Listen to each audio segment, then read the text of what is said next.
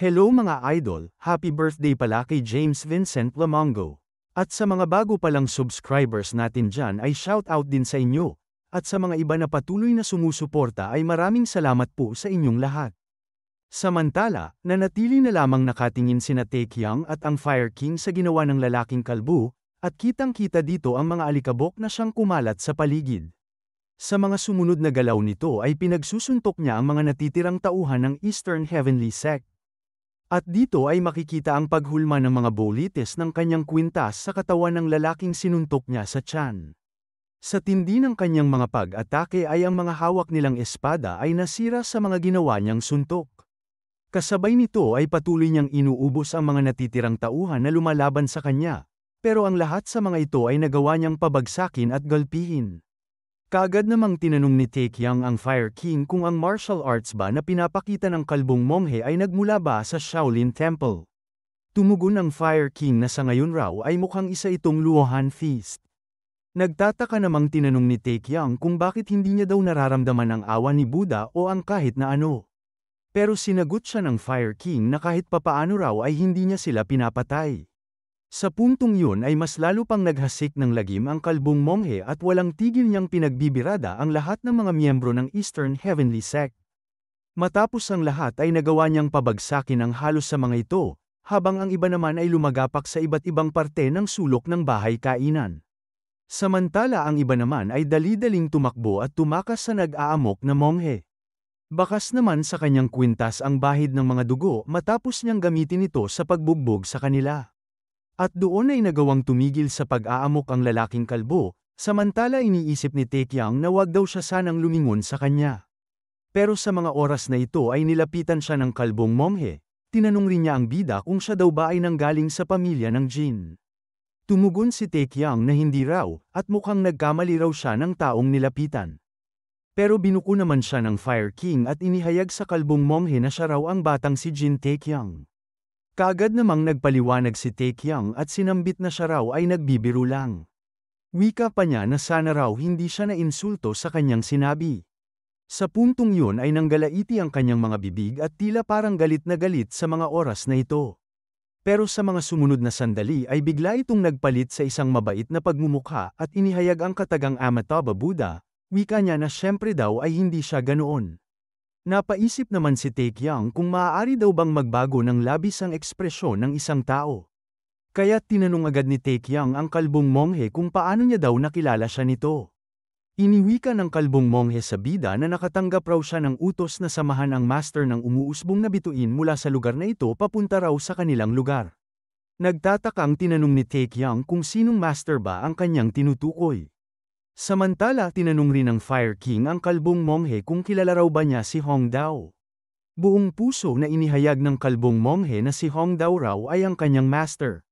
Nang ito ay kanyang marinig, ay agad napatawa na lamang ang Fire King, kung saan sinambit niya na kahanga-hanga pa rin daw klaseng monghe si Hong Dao. At wika pa niya na kaya pa niyang makita ang mga yugto ng buhay na lampas sa kanyang edad. Tumugon rin ang kalbo na marahil daw siya rin ay ang kilalang Fire King na si Jok Chon-gang. Nagtanong rin ang Fire King kung nabanggit rin daw ba ito ng kanyang master ang tungkol sa kanya. Pero kaagad niyang inihayag na wag niya na raw sagutin ang mga yun at magpatuloy na raw sila na pumunta kay Hong Dao. Naagad namang tinugunan ng kalbo na sige daw. At habang sila ay paalis na ay makikita ang mga kalalakihan na umaaray sa sakit dahil sa panggugulpi ng kalbong monghe. Kasabay nito ay agad na kinausap ni Taecyeon ang Fire King sa isang mahinang boses. At dito ay kanyang tinanong kung sino daw si Hong Dao. Tumugon ang Fire King sa kay Taecyeon na si Hong Dao raw ay ang abat ng Shaolin o sa makatuwid ay ang spiritual leader ng mga Shaolin. Ilang sandali matapos ang kanilang pag-alis, ay agad narating na nila ang bundok na daan papunta kay Hong Dao. Kung saan makikita silang naglalakad sa isang matarik na bundok habang palubog na ang araw. Dito ay makikita na nag-uusap silang dalawa ng Fire King, samantala si Taecyeon naman ay nasa likod at nakasunod sa kanila. Ayon raw sa mga narinig ni Taecyeon habang sila ay naglalakbay kanina, siya raw ay ipinanganak na tahimik at gustong lagi nag-iisa. Pero sa kabila rin ito ay hindi niya din raw mapigilan ang sarili niya kapag siya ay nagagalit. Wika pa ni Taecyeon sa kanyang isip na mukhang mayroon siyang hindi mapigilang pag-aalburoto ng damdamin. At siya raw ay isang martial artist na nasa tuktok ng kasanayan pero nagdurusa mula sa hindi mapigilang paghihimutok. Kaya't napaisip ang bida na parang din siyang isang orasang bomba. Napasagi rin sa isip ni Taecyeon na ang salbaheng kalbo raw na yun ay isang tao na pwedeng magalit kahit saan at kahit kailan. At iniwika niya na ang kalbong monghe rin daw na ito ay isang napakadelikadong uri ng tao. Kaya't mas mabuti raw na siya ay umiwas sa kanya at manatiling alerto. Dito ay napahawak si Taecyeon sa kanyang leeg na parang pinipiga raw ang kanyang leeg gamit ang malaking rosaryo ni Buddha. Samantalang nagsalita ang Fire King kung tama ba ang narinig niya na ang pangalan niya raw ay No Name. Wika pang tanong ng Fire King kung yun na ba ang pangalan na ibinigay ni Hongdao sa kanyang disipulo. Kaya't sinambit niya na napakaloko-loko naman daw ng matandang iyon. Tumugon si Kalbo na dahil yun daw ang tinawag ng kanyang master, ay yun na daw ang magiging pangalan niya. Inihayag rin ng Fire King na sa tingin niya raw ay mukhang hindi siya daw ang opisyal na disipulo ni Hongdao. Kaya tinanong niya ito kung hindi ba siya nadidismaya doon. Kaagad namang tinuro ng kalbong monghe ang kalangitan, at wika niya na siguro raw ay iyon ang kalooban ng langit.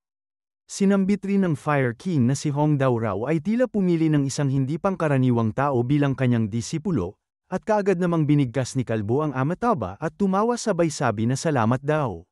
Habang patuloy silang umaakyat ay tinanong ng Fire King kung nagiging tamad pa rin daw ba si Hongdao tulad ng dati. Tinanong rin niya kung 5 oras pa rin ba ang tulog niya bawat araw. Dahil sa kanyang sinambit ay nagbigay ito ng pagkagulo sa kanilang pag-iisip ni Taecyeon at ni Kalbo. At mula sa wala ay bigla na lamang sumagot si Hongdao mula sa itaas na hindi niya raw kayang matulog ng kasing haba ng ginagawa nila. At dahil doon ay napatingin sila sa itaas kung saan doon nagmumula ang isang boses. At dito ay inihayag ni Hongdao sa itaas na ang abot ng Shaolin raw ay hindi may kukumpara sa pinuno ng Scorching Clan. Dahil sila raw ay mayroong napakahalagang posisyon. Kaya't ngayon raw ay naging 4 na oras na lamang ang makakaya niyang tulog bawat araw. Tumugon naman ang Fire King sa kanya na siya raw ay wala namang ginagawa at nagiging tamad lang daw siya. Sa mga sumunod na pangyayari, ay nagtanong ang Fire King kay Hongdao kung siya ba ay pinalayas mula sa Shaolin Temple. Tumugon si Hongdao kung siya ba ay seryoso sa mga ganitong tanong, wika pa niya na kung hindi ba niya alam ang mga bagay-bagay. Sinabi ni Hongdao na ang lugar na tinutuluyan niya raw ay ang silid ng abad. At ang Shaolin Temple raw ay hindi nagmamagaling sa mga formalidad. Tinanong rin niya ang disipulo niyang Kalbo kung sumasang-ayon daw ba siya sa kanyang sinasabi. Napabuntong hininga na lamang na sumagot ang disipulo niyang Kalbo, kung saan sinambit niya na nananatili pa rin daw si Hongdao dito sa kabila ng kahilingan ng komunidad ng mga monghe na sila raw ay lumipat. Nagsalita si Hongdao na wala naman daw silang magagawa, sapagkat sila naman daw ang nagtalaga sa kanya sa tungkuling maging abad, kaya't siya pa rin ang masusunod. Samantala kinuha niya at winagayway sa itaas ang isang bagay na kulay berdeng artifact. At habang ito ay hawak ni Hongdao, ay agad na sinambit ng Fire King na siya raw ay hindi makapaniwala na hawak niya ang libu-libong taong gulang na Shaolin Divine Artifact, dahil siya daw ay isang tamad na klaseng monghe at ang bagay raw na yun ay kumakatawan sa malawak na kapangyarihan. Palokong tugon naman ng Fire King na mukhang nasa hindi mabuting mga kamay raw ang mga Shaolin. Sumagot din si Hongdao na mas mabuti na lang raw ito kaysa sa mga pilosopikal na paraan ng Scorching Clan na may isang disipulo lamang. Matapos nito, ay agad na nagtatalo ang dalawang matanda sa kanilang mga pinag-uusapan, kung saan sinambit ni Hongdao na umaasa raw siya na maipanganak siya muli bilang isang mahinahon at kalmadong tao sa susunod na buhay. Hindi naman nagustuhan ng Fire King ang kanyang sinabi sapagkat parang pinapatay na raw siya nito ng maaga. Kaya't pinagsabihan niya ito na siya raw ay isang loko-lokong monghe. At makikita sa likod na pinagmamasdan silang dalawa, kung saan sinabi ni Kalbo na nagiging maganda raw ang kanilang mga kalagayan dahil matagal na din daw silang hindi nagkikita. Nagtataka namang sinambit ni Taecyeon na hindi pa rin daw niya matukoy kung paano naging magkaibigan ang dalawang matanda na ito. Dito ay ikinwento ni Kalbo ang mga nangyari sa kanila noon, kung saan ang kanyang master daw ay nagkataon na umiinom ito ng alak at kumakain ng karne noong dakilang digmaan ng mga mabuti at mas asama. At dahil nahuli daw siya ng Fire King, ay doon raw ay narinig niya na naging magkasama sila sa pag-inom. Dahil sa pagtataka ng bida ay tinanong niya si Kalbo kung totoo ba na si Hongdao ay umiinom ng alak at kumakain ng karne. Tumugon si Kalbo na maniwala man siya o hindi, ay totoo na umiinom ng alak at kumakain ng karne ang kanyang master kahit na isa na raw siyang abot noon. Kaya't napaisip na lamang ang bida dito, kung saan tinatanong niya ang kanyang sarili na tila parang may mali sa kanya. Dahil sa pagkakaalam niya na ang mga monghe raw o Buddhist ay pinagbabawal na kumain ng karne at uminom ng alak. Sa puntong yon, ay agaran niyang tinitigan ang katawan ni Kalbo, kung saan iniisip ni Taekyang na ang misteryo daw sa kanyang pag-iisip ay nalutas na. At marahil ang bastardong kalbo daw na ito ay kumakain rin ng karne. Sapagkat hindi naman daw kasi lahat kayang magpalaki ng katawan kung kakain lang ng mga halaman at gulay. Kaya't napagtanto ni Taekyang na mukhang hindi raw ito isang Shaolin Temple kundi templo ng alak at karne. Pagkatapos nito ay agad na sinambit ni Taekyang na mukhang tama raw ang kanyang hinala, kung saan siya ay nagpatuloy na sa kanyang paglakad, habang si Kalbo naman ay hinahabol si Taekyang. Wika pa ni Kalbo kay Taekyang na mukhang mayroon daw na hindi pagkakaunawaan sa kanila, sapagkat ipinagbabawal rin daw ng Buddhism ang pagpatay at kabilang na raw doon ang mga hayop. Samantala, lumipat ang eksena kung saan nandoon na sila sa loob ng templo at kitang-kita dito ang isang malaking rebulto ni Buddha. At dito ay makikita na nagsasalita si Hongdao na kay tagal na din niya raw pinagmamasdan ang kalangitan, at sa kanyang palagay daw ay hindi naman lubos na sayang ang oras niya doon dahil ngayon daw ay kaya niya nang basahin ang chi ng langit. At isang araw daw ay mayroong lumitaw na isang sumisikat na bituin mula sa hilaga. Kung saan ang sumisikat na bituin daw na yon ay parang isang tulad ng paputok. At yun raw ang nagbibigay ng liwanag sa isang madilim na langit sa gabi, ngunit ito raw ay kumukupas din sa paglipas ng panahon.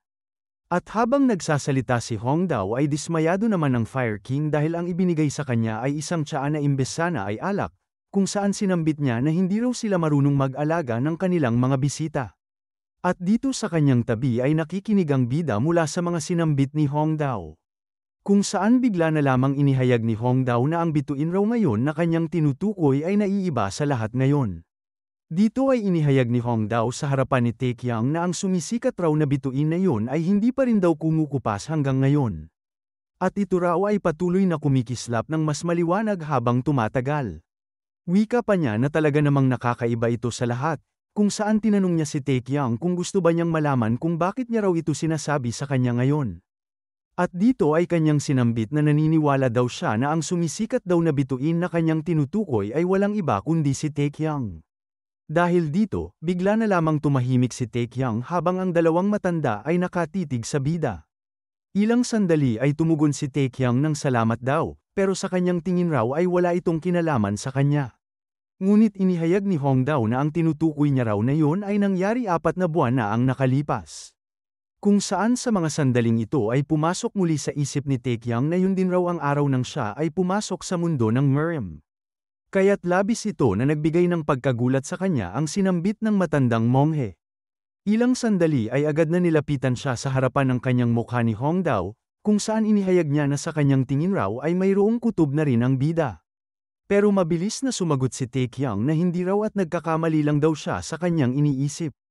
Kaagad namang minura siya ng Fire King at sinambit na makikita raw sa mukha niya ang kanyang reaksyon. Pero sigaw na tugon pa din ni Taekyang sa Fire King na hindi raw yun totoo ang lahat.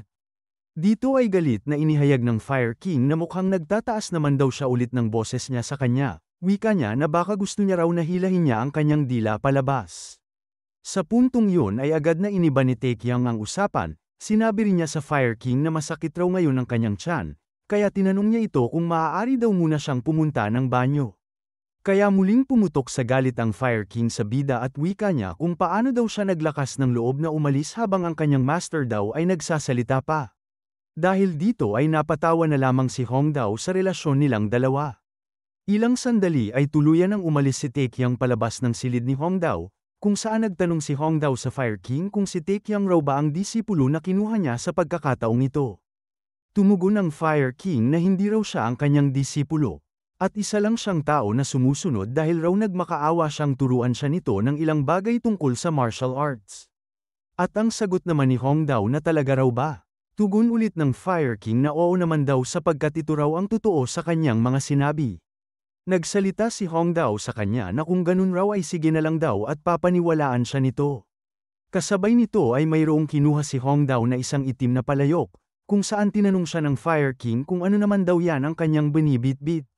Sa puntong yun ay agaran niyang inilapag ang hawak niyang palayok sa kanilang mesa.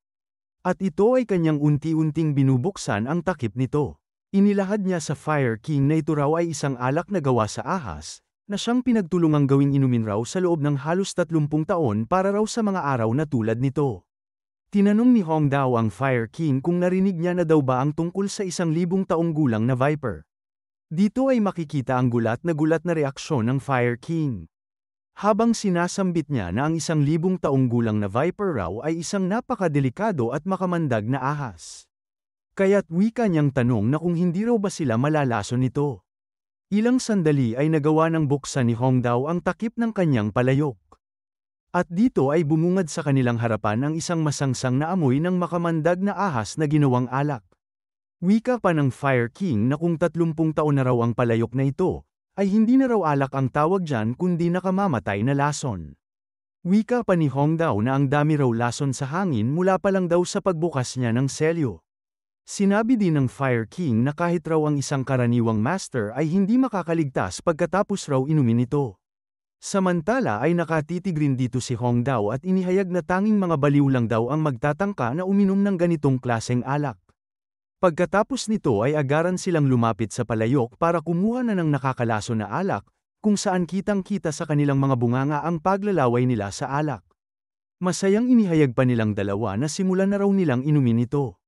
Sa puntong yun ay sabay na nilang ininom ang makamandag na alak, wika pa ng Fire King na tingnan raw nila kung sino ang mauuna sa kanila na mamatay. Sinambit rin ng mungheng si Hong Dao na mula raw sa pagtingin niya sa langit, ay masasabi niyang hindi pa ito ang araw ng kanyang kamatayan. Ilang minuto nito ay nagawang simutin ng dalawang makukulit na matanda ang alak na punong-puno ng nakamamatay na lason.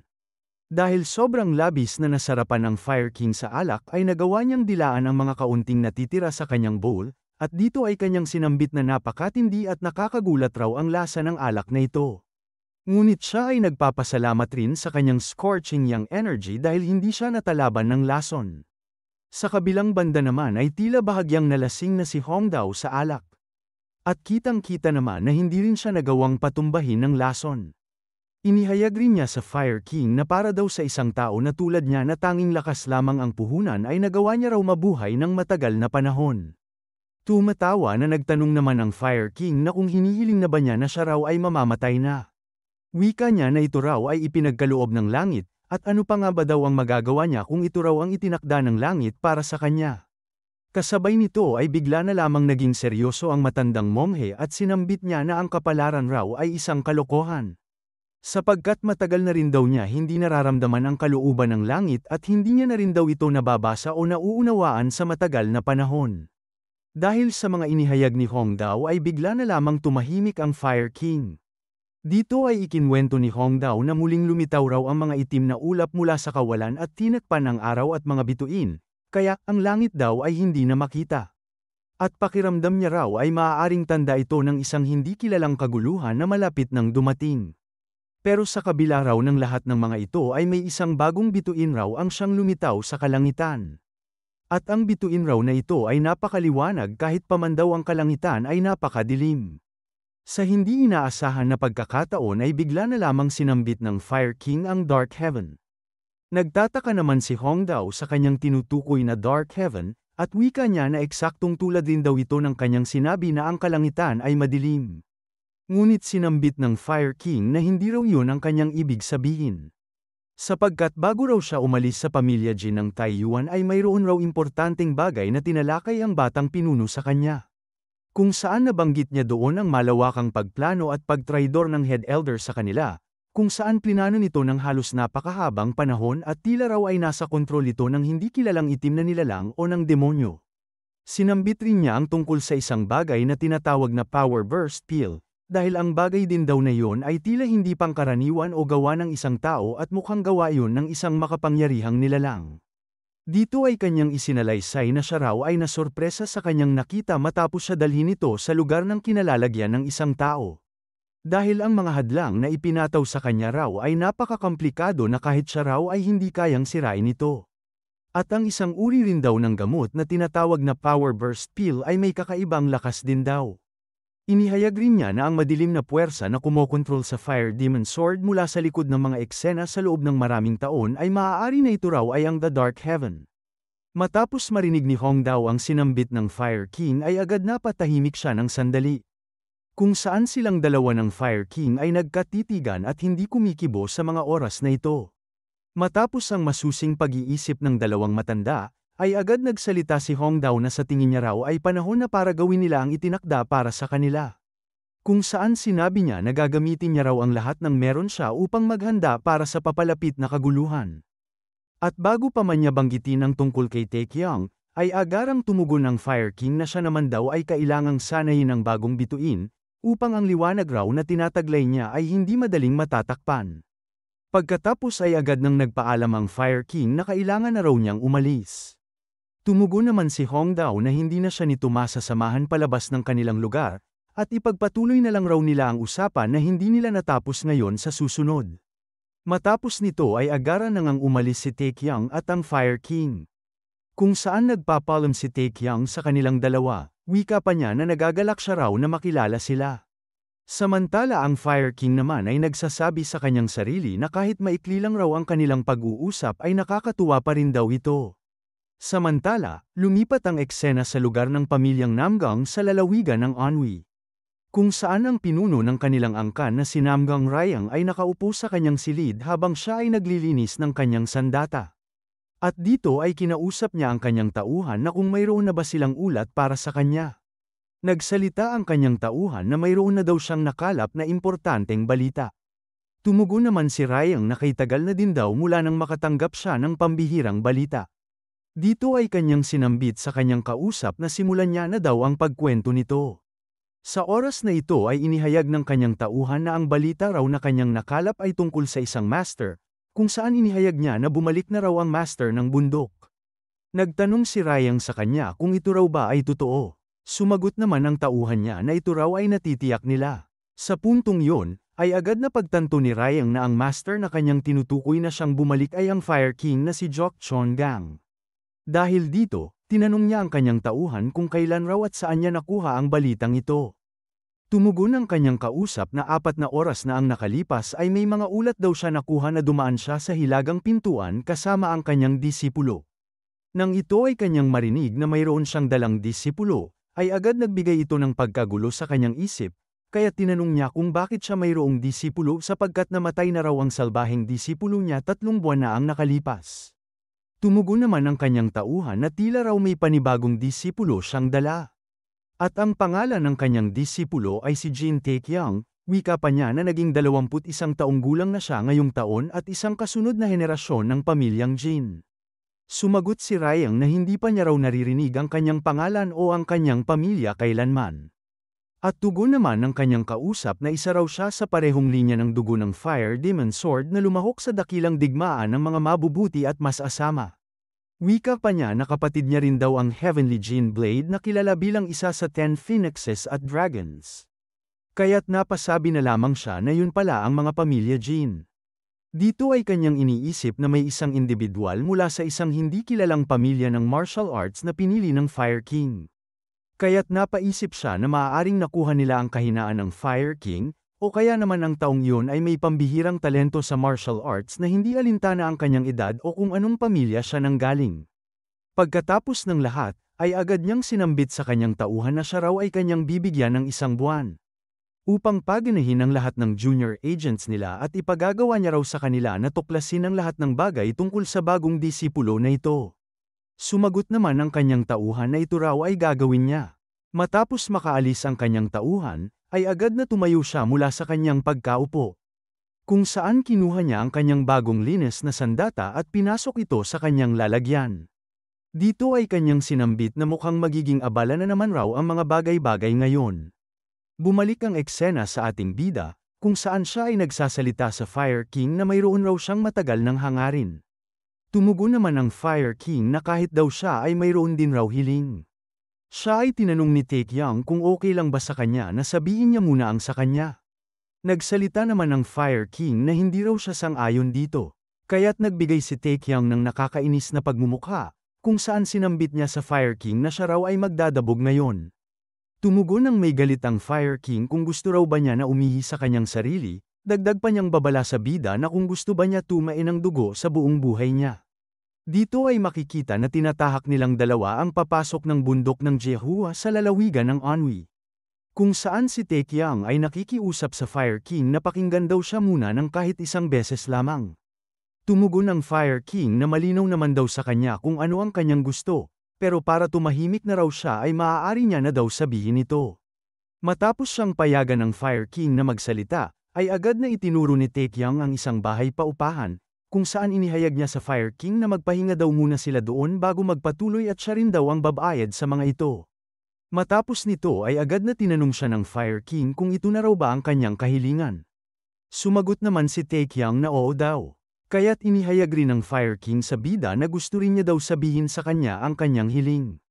Dito ay nanggalaiti na inihayag ng Fire King na ang kanyang gustong hilingin mula sa kanya, ay ang tumahimik siya at sumunod sa kanyang paglalakad, kung saan inilabas rin niya ang kanyang kamao na lumiliyab ng apoy. Tinanong naman ni Taekyang kung bakit niya raw ginagawa ito sa kanya. Sumagot ang Fire King sa bida kung ayaw daw ba niya mag-training. Dagdag pa niya sa bida kung bakit palagi raw siya nagrereklamo sa tuwing magte-training na sila. Kaya't umatras si Taekyang sa paglalakad at nagsalita na hindi niya naman daw sinabi na ayaw niya mag-training. Sapagkat 15 araw na raw mula nang makatulog sila ng maayos, wika pa ng bida na maaari raw silang maipit sa bundok nang hindi bababa sa kalahating taon mula ngayon. Kaya't gusto niya raw sana kumain ng tama at maghugas para sa huling pagkakataon. Sinagot naman siya ng Fire King na sila raw ay magpapahinga pagdating na nila doon, at kapag nakaakyat na raw sila doon ay pwede na siyang kumain ng sapat, maghugas ng katawan at matulog. Kaya't sa puntong yun ay humiga si Taekyang sa lupa at nagrereklamo sa Fire King na wala na raw siyang pakialam pa sa gagawin nila. Dahil kahit makakain pa raw siya ng tama ay laging beef jerky o mga grain balls lang raw ang pinapakain niya sa kanya. Wika pa ng bida na hindi na raw siya aalis at mananatili na lang siya raw dito. Sinabi din ni Taekyang na wala din daw mainit na tubig doon at puro kagubatan lang ang nandoon sa itaas. Dagdag pa ni Taekyang na malamang hindi rin daw siya papayag ang matulog ng Fire King ng higit sa 1 oras. Kasabay nito ay agad na tumigil ang Fire King sa kanyang paglalakad, samantala napansin rin siya agad ni Taekyang na tumigil sa kanyang pag-usad. At dito ay lumingon ang Fire King sa bida, kung saan kitang-kita na sa kanyang mukha ang pagkainis niya sa mga oras na ito. Dito ay kanyang sinabi na kaya't ayaw niya daw sa mga bata na tulad niya na mayroong matalas na pakiramdam. Sa puntong yun ay tila mayroong napansin si Taekyang na isang uri ng kakaibang kasanayan. Kung saan mayroon isang parang lubid na mahika ang siyang nakikita ni Taekyang.